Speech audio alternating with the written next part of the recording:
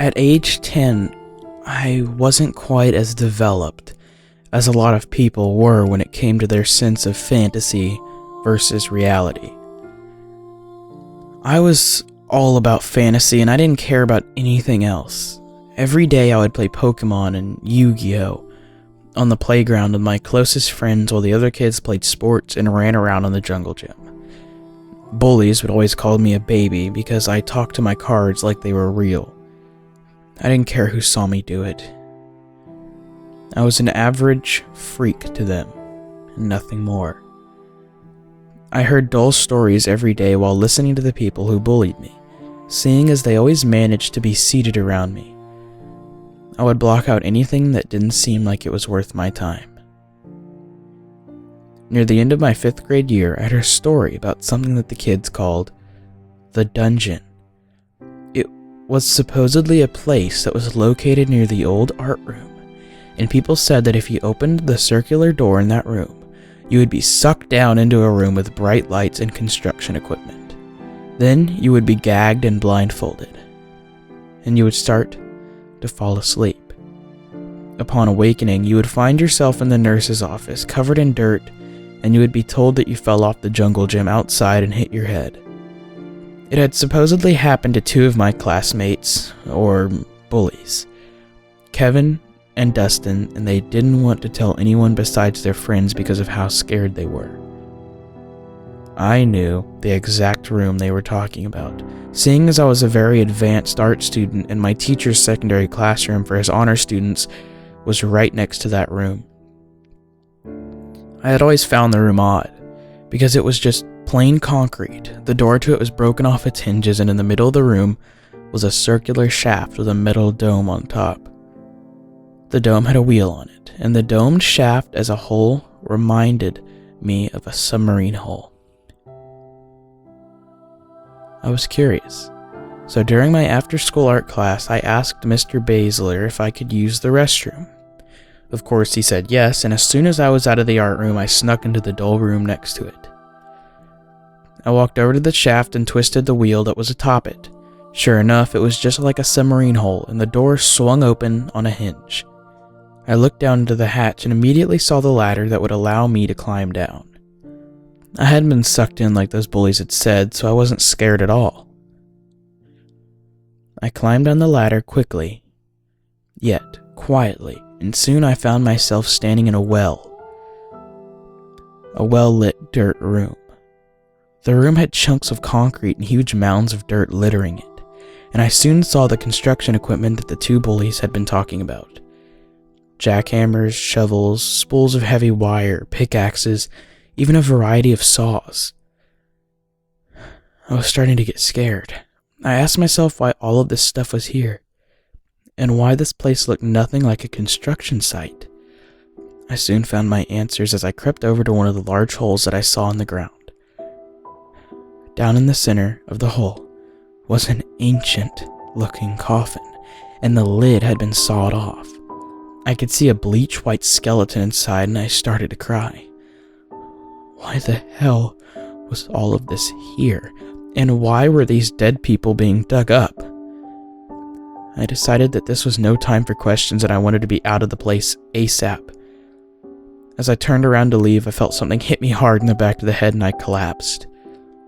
I guess that whoever hit me thought that I was unconscious because they started to talk to themselves. I heard a man say, "Damn kids, this is the 3rd one this month that made his way here. I need to have Todd buy a new door for the cover room." I soon felt my body being lifted up, and the man placed me onto his back for the climb up the ladder. I could see the gray hair all over his face, and I came to realize that this man was Ray, the oldest of the school janitors. But why would he do this to me? I was one of his favorite kids in the school. I had talked to him since 1st grade. Why was he doing this all of a sudden? As Ray got to the top of the ladder, he threw my body upwards a little, and I fell into the dull concrete room. He climbed up afterwards, and I heard him say, "Stupid little shit. Didn't even have the courtesy to close the hatch." As he slammed the hatch shut, I was carried up the basement steps and then halfway across the 1st floor to the school nurse's office. As we entered, Nurse Janet let out a whimper and said, "Oh, the poor guy, another one fell off the jungle gym. What part did he fall off of?" I'm not exactly sure, but he hit his head hard." He proceeded to throw me onto the patient's bed gently, and he left the room without another word. When I opened my eyes fully about 15 minutes later, I thought that I deserved an award for portraying an unconscious child so well. Now it was almost 3 o'clock, which would mean that my mom would be at the school soon to pick me up. I asked Nurse Janet what had happened, and she told me exactly what Ray had told her. Seemed as though she didn't know about the underground, but I didn't want to take any chances. I told her my mom was probably waiting outside for me, and she told me that I could leave. So I did just that. Whenever I got out to my mom's car, I got in, and I immediately started crying. When I told her what I had seen and what had happened to me, she was furious. She threw out a huge amount of curse words, and then she did something that I rarely ever saw her do.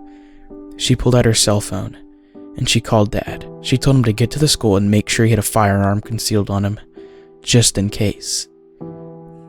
This scared me a little, so I said, "Mommy, Daddy isn't going to hurt anyone, is he?" She smiled at me and said, "Not unless they try to hurt one of us first."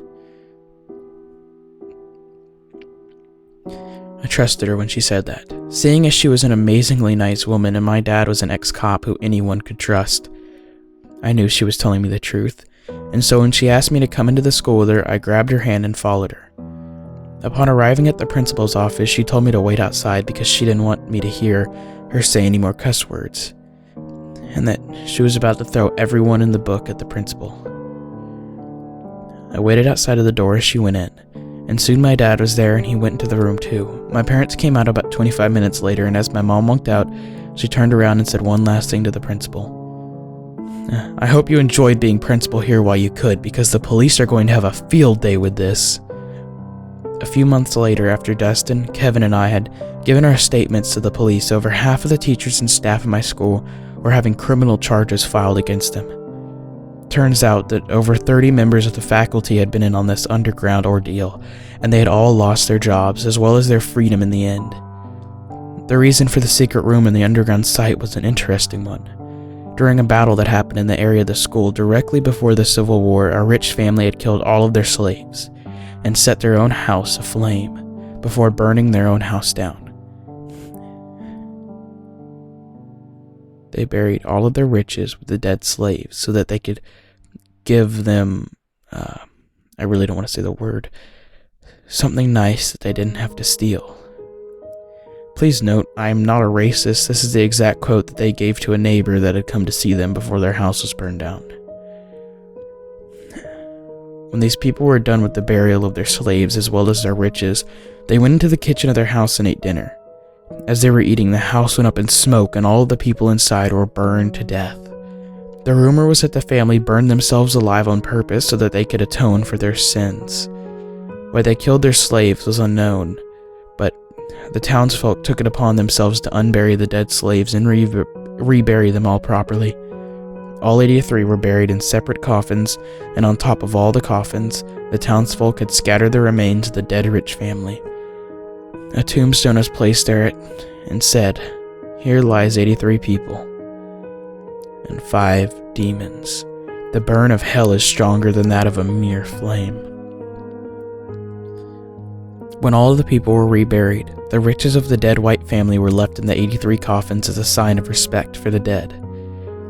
That was what the faculty was after. Without knowing it, the school had been placed upon this burial site, and when the principal found out about it, he took it upon himself to secretly excavate the area underneath the school.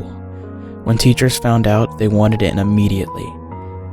The principal had already collected a large amount of gold and silver jewelry from the 2 coffins that he had managed to dig up. After that incident was over and done with, the city poured the whole into the secret room full of concrete, hoping to seal the hole for eternity. My old elementary school is now an old burned-out building. About a month after the burial chamber had been sealed, a fire had started in the cafeteria while the janitors were cleaning the school. Reports from all 3 of the janitors that were there said the same thing. A fire had started for some reason in the southeast corner of the room, closest to the basement. When me and my coworkers went to go get water in the kitchen so that we could stop the fire, we started to hear laughter coming from the cafeteria, and so we ran in there as fast as our legs would carry us because we thought a kid was in that room burning. When we ran in, we saw a group of people sitting at a burning table in the southeast corner, and when we yelled at them to get away, the woman at the head of the table looked at us and smiled.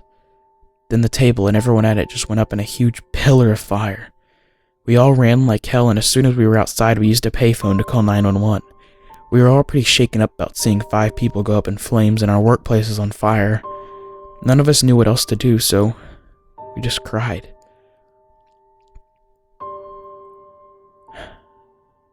No bodies were recovered from the scene. But when the table in the southeast corner was found, it had very old china and silverware sitting in perfect placement for a 5-person meal. There were places on some of the handles of the silverware that weren't charred, almost as if someone was holding it while it was being burned. This story goes out to all those people that always thought that something was creepy about their school. This story is 100% authentic, but I will not reveal where this event occurred, due to the fact that I do not want to tarnish the name of my hometown any more than it already has been.